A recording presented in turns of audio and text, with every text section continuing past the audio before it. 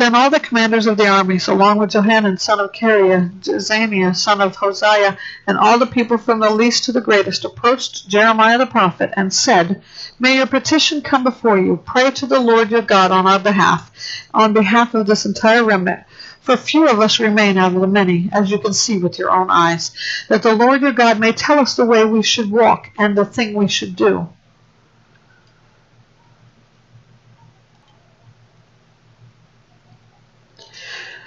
So Jeremiah the prophet said to them, I have heard. I will now pray to the Lord your God according to your words, and every word that the Lord answers you, I will tell you.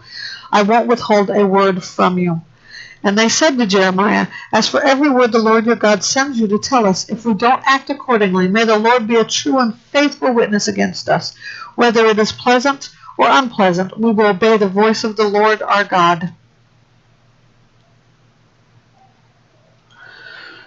to whom we are sending you, so that it may go well with us. We will certainly obey the voice of the Lord our God. Now at the end of 10 days, the word of the Lord came to Jeremiah, and he summoned Johanan son of Kareah, all the commanders of the armies who were with him, and all the people from the least to the greatest. He said to them, This is what the Lord says, the God of Israel, to whom you sent me to bring your petition before him.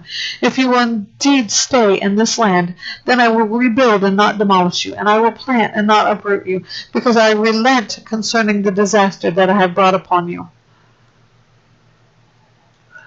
Don't be afraid of the king of Babylon, whom you now fear. Don't be afraid of him. This is the Lord's declaration. Because I am with you to save you and deliver you from him, I will grant you compassion, and he will have compassion on you and allow you to return to your own soil. But if you say, We will not stay in this land, so as not to obey the voice of the Lord your God, and if you say, No, instead we will go to the land of Egypt, where we will not see war or hear the sound of the ram's horn or hunger for food, and will live there, then hear the word of the Lord, remnant of Judah. This is what the Lord of hosts, the God of Israel, says. If you are firmly resolved to go to Egypt and live there for a while, then the sword you fear will overtake you in the land of Egypt, and the famine you are worried about will follow on your heels there to Egypt, and you will die there.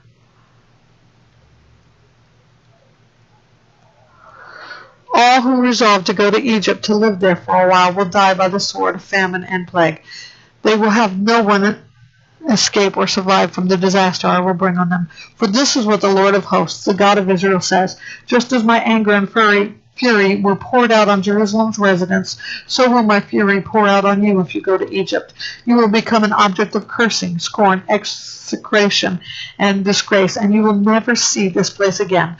The Lord has spoken concerning you, remnant of Judah. Don't go to Egypt.